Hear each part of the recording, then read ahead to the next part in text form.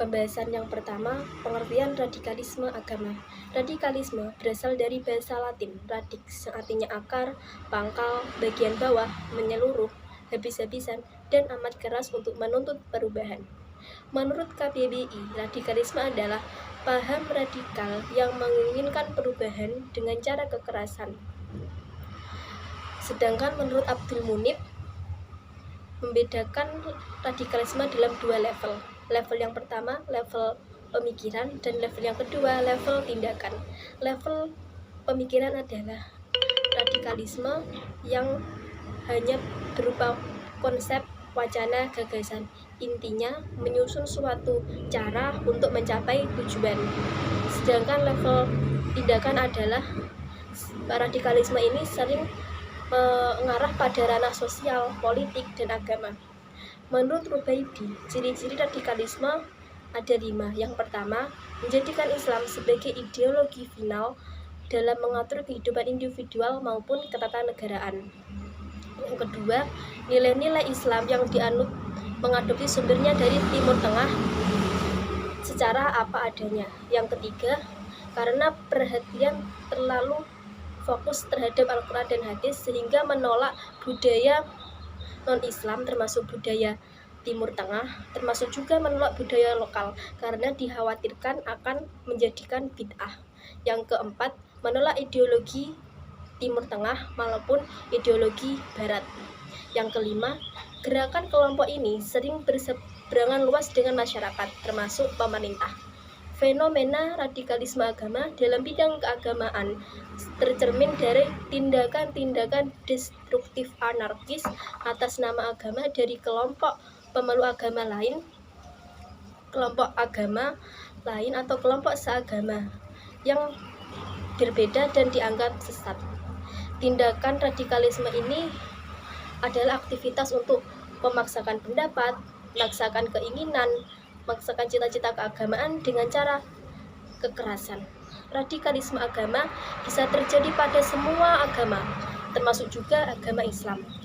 Ayat yang sering dijadikan justifikasi dalam radikalisme agama adalah Quran Surat At-Taubah ayat 5.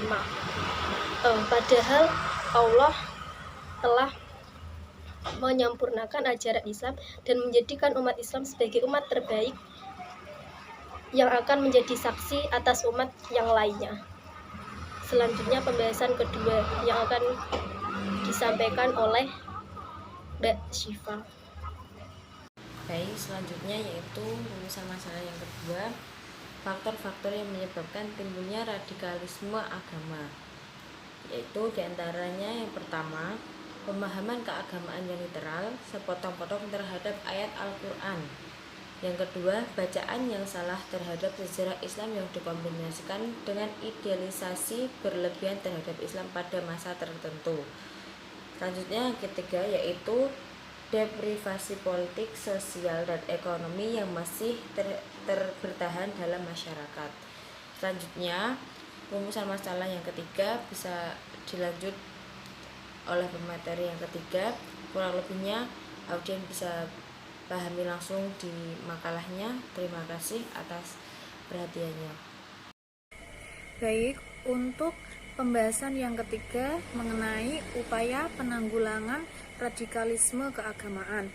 Beragam metode dapat dilakukan dalam menangkal paham radikalisme keagamaan.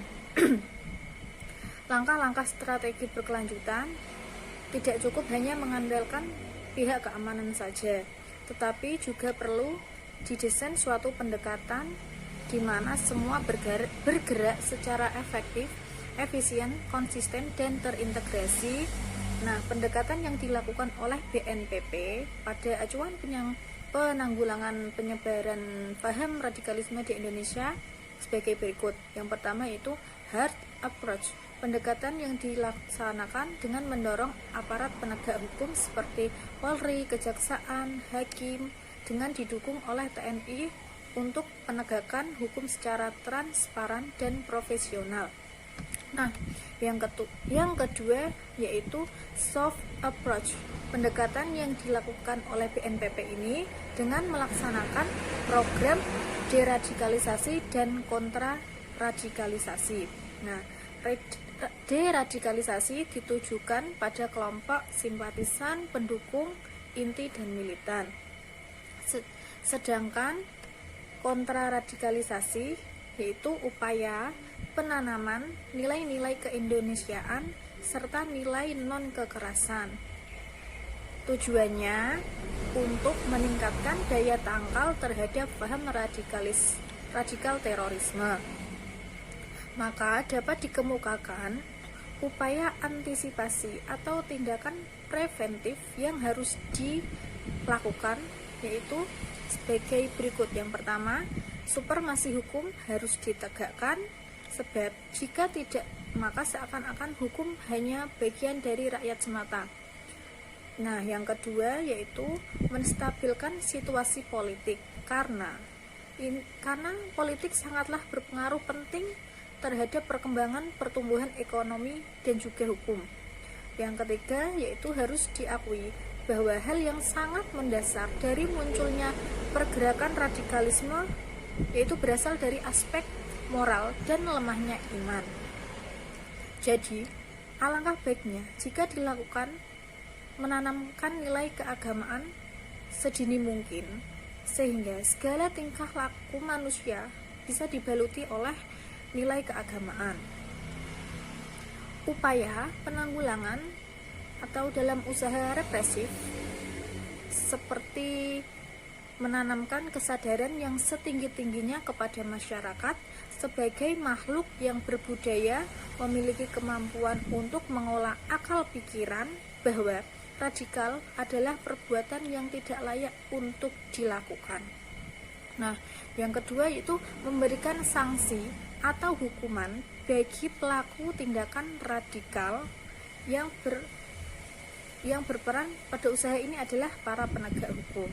Sekian yang dapat saya sampaikan.